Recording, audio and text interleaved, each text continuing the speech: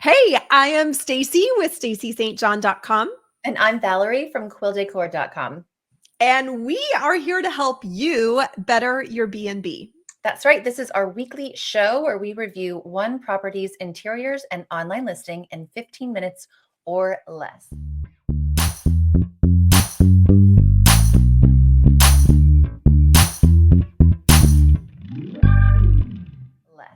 Stacy, whose property are we reviewing today? Today, we are looking at Adam Baugh's property in Indianapolis, Indiana. And Adam, thank you, first of all, for sending your listing to us. Yeah, so we like to start off every show by looking at the Fab Five photos.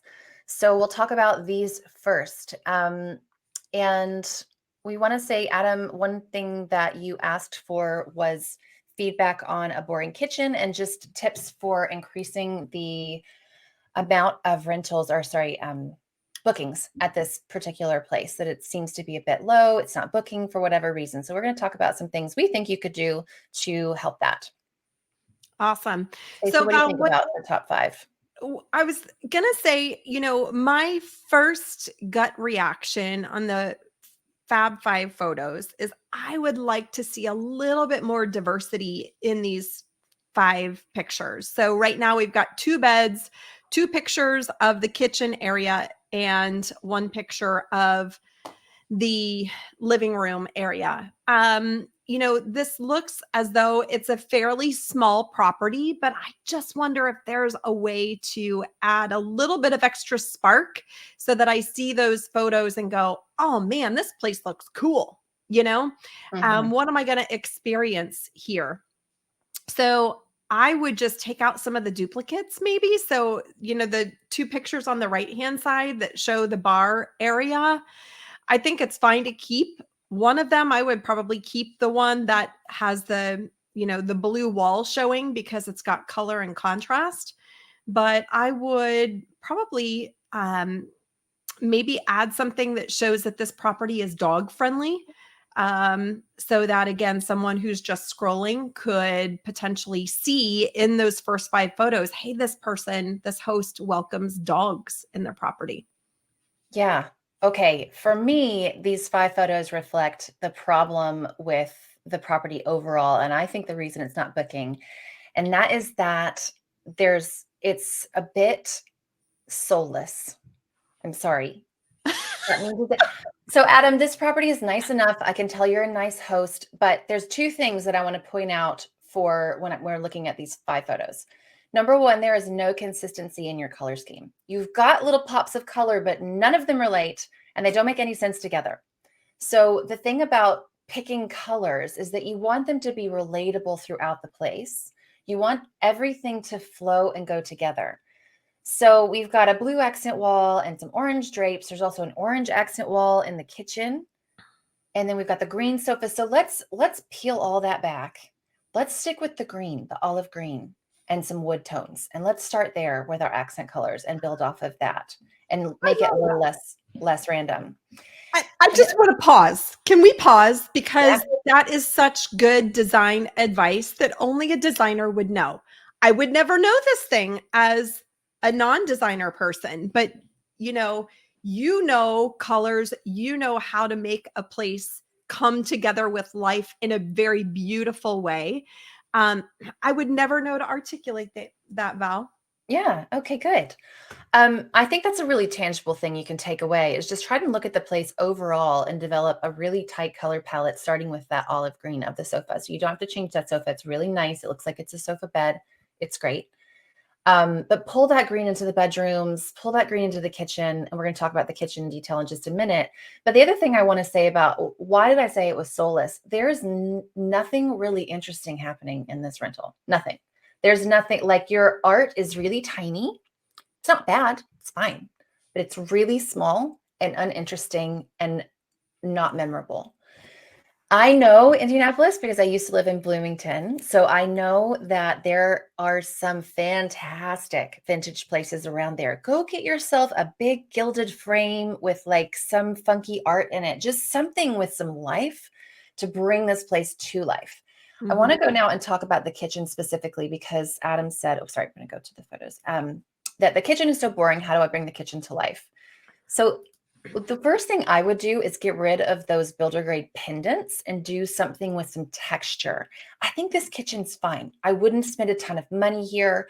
You've got really nice cabinets. It's a blank slate. Don't worry about it being boring. That's fine.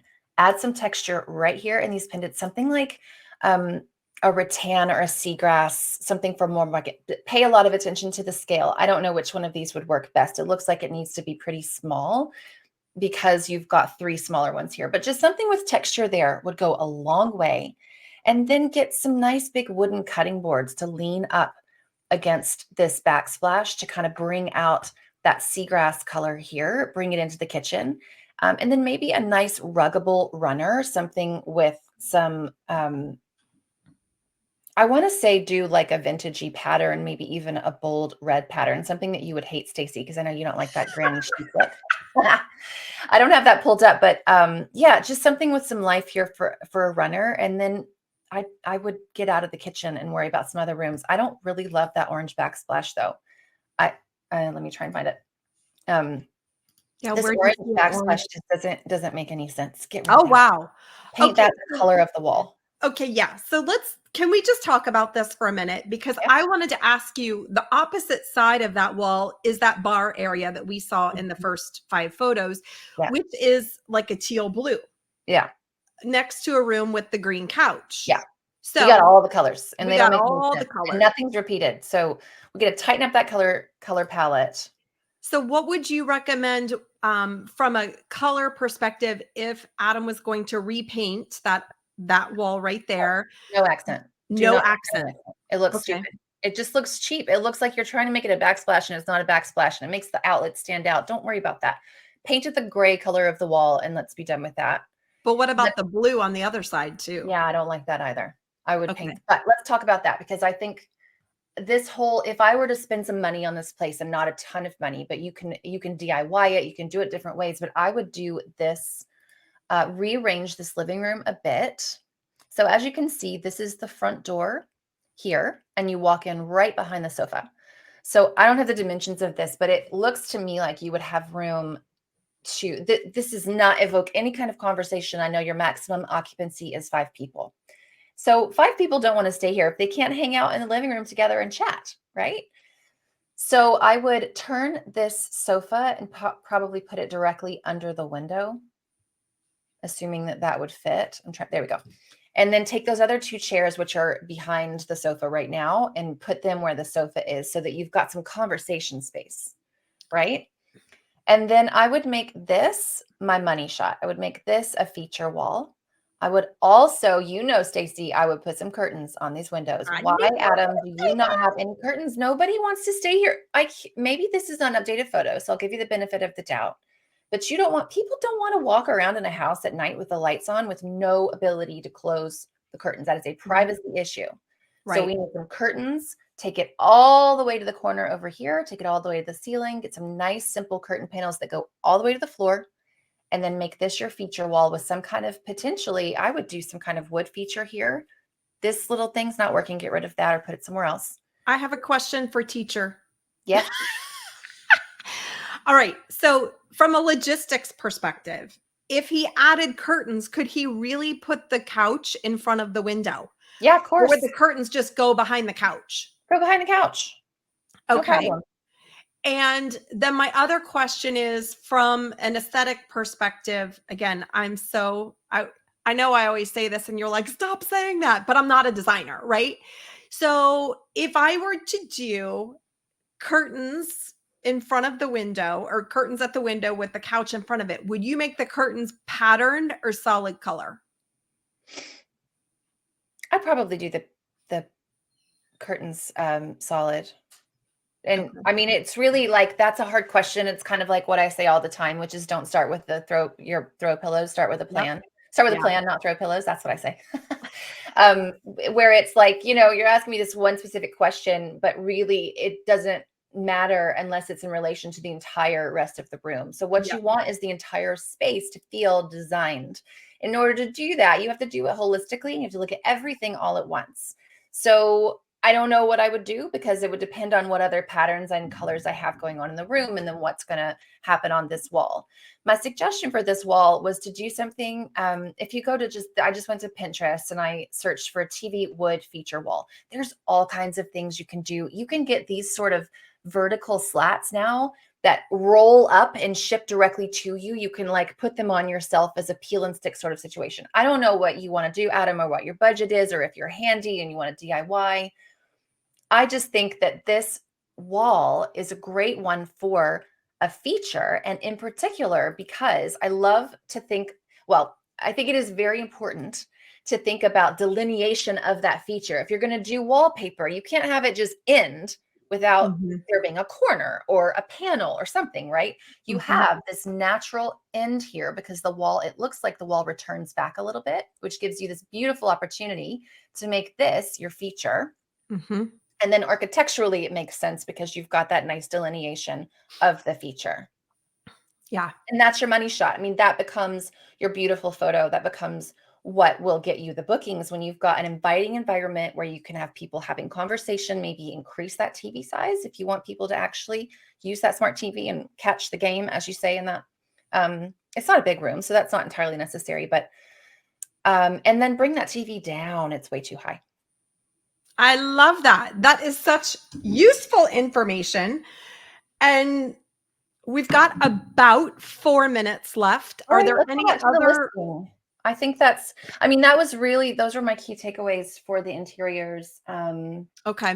And so, are there anything else about the listing you want to talk about, or should we look at the other spaces in the listing? Well, I would love to just call out the fact that Adam shares in his listing that he's dog friendly. Hmm. And, Adam, I don't know if hosting, dog furry friends in your home is a priority for you, but I can tell you that from my experience, having a dog friendly home can work to your advantage a lot because we are not dog friendly and we turn away a lot of people who are Mm. looking for a dog friendly home. So I would add some elements to your photos and to your listing to show me that not only, can I see in the listing and read that it's dog friendly, but I want to see it in your photos that and you don't have to have pictures of dogs, get a cute leash holder or get some warm and inviting accents. So as a host, or I'm sorry, as an owner of a dog, I know that I'm going to feel comfortable in this space. Val, as you're scrolling through the photos, there are a couple of things I Yeah. want to call out. Can Yeah. I do it? Hmm. So, okay, let's stop right there on the bleach. Okay. Okay. So, first of all, I love the fact that we have a first aid kit and we're showing a first aid kit. I would like to see that There. first aid kit like sitting on a counter in the And bathroom. maybe with the wrapping taken off of it. Yes, yes, exactly. I do not want to see toilet bowl cleaner or bleach sitting under a cabinet. Why? Because in another photo you shown a picture of a high chair, which means that you might be targeting families with young kids. Well, as we all know, we don't want young kids to have their hands on bleach underneath a counter. So for me as a mom, and my kids are older, I should say, they're late in their early adulthoods, but They're not like toddling open and picking up bleach. correct. Yeah, Yeah. this is just a huge red flag to me as a mom, right? Um, the other one I wanted to go back to, if you're okay with it, Of I course. would love to go back to um, the shower picture. Okay. This one. Okay, this one. Oh, Okay. all Okay. right. Stacey's got a pet peeve. Everybody listen. I Everybody know. listen. I do have a pet peeve. It's So, coming in if hot. you Here we are go. going to show me that you have shampoo, conditioner, and body wash, which is awesome, I love it. Do not show me a half used bottle of body wash.